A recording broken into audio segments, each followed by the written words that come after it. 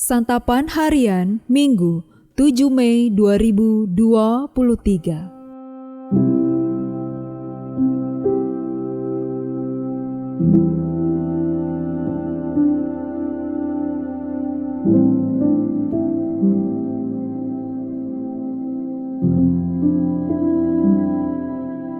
Inilah program Santapan Harian, sebuah program yang mengajak Anda menelusuri isi Alkitab, agar Anda menemukan makna firman Tuhan sesuai dengan konteksnya.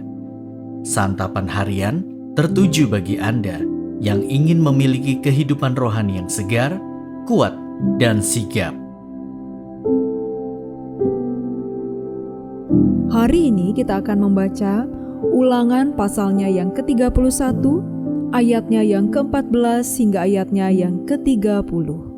Namun kita akan membacanya pada ayatnya yang ke-14 hingga ayatnya yang ke-22. Sebelumnya, mari kita berdoa.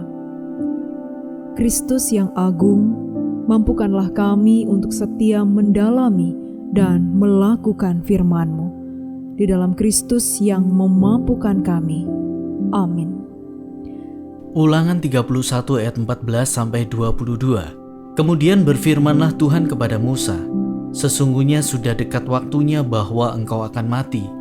Maka panggillah Yosua dan berdirilah bersama-sama dengan dia dalam kemah pertemuan, supaya aku memberi perintah kepadanya."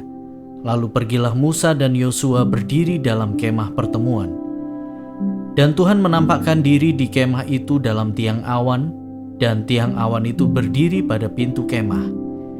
Tuhan berfirman kepada Musa, "Ketahuilah, engkau akan mendapat perhentian bersama-sama dengan nenek moyangmu, dan bangsa ini akan bangkit dan bersinah dengan mengikuti Allah asing yang ada di negeri, kemana mereka akan masuk.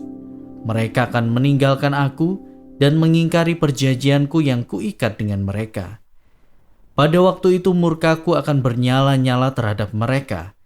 Aku akan meninggalkan mereka dan menyembunyikan wajahku terhadap mereka, sehingga mereka termakan habis dan banyak kali ditimpa malapetaka serta kesusahan.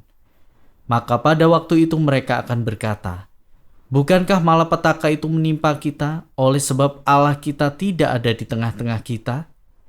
Tetapi aku akan menyembunyikan wajahku sama sekali pada waktu itu, karena segala kejahatan yang telah dilakukan mereka, yakni mereka telah berpaling kepada Allah lain.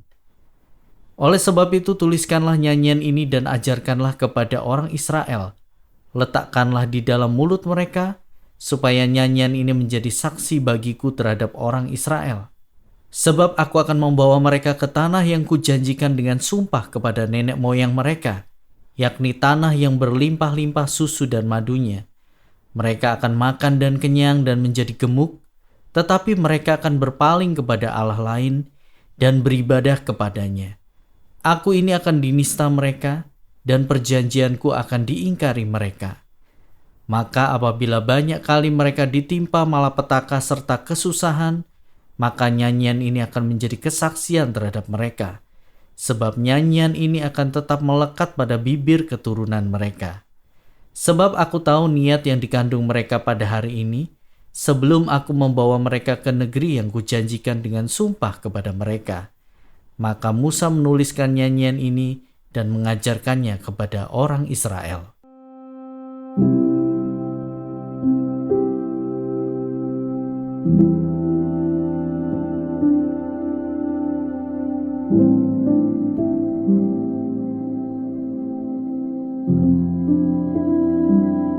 Sahabat Santapan Harian, Allah kita ialah Allah yang Maha Tahu. Ia tahu bahwa suatu saat Israel akan memberontak. Setelah ditinggalkan oleh Musa, mereka akan terpengaruh oleh penyembahan bangsa lain sehingga mereka akan meninggalkan Tuhan. Akibatnya, Tuhan akan menyembunyikan wajahnya dari mereka dan mereka akan mengalami penderitaan. Oleh sebab itu, Tuhan memerintahkan Musa untuk menulis sebuah nyanyian dan mengajarkannya kepada orang Israel. Nyanyian ini menjadi pengingat sekaligus saksi bahwa jika suatu saat mereka hidup dalam pembuangan dan penderitaan, itu semua terjadi semata-mata karena mereka meninggalkan Tuhan dan beribadah kepada Allah asing. Hukuman yang mereka dapatkan adalah akibat dari ketidaksetiaan mereka kepada Tuhan.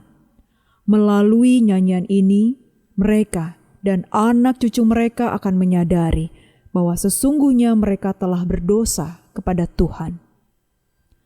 Melalui peristiwa ini, kita melihat bahwa nyanyian rohani bukanlah sekedar pemanis suasana dalam ibadah.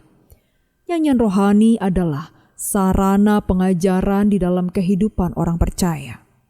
Nyanyian rohani dapat membawa kita bersyukur dan semakin beriman kepada Tuhan dalam berbagai situasi hidup.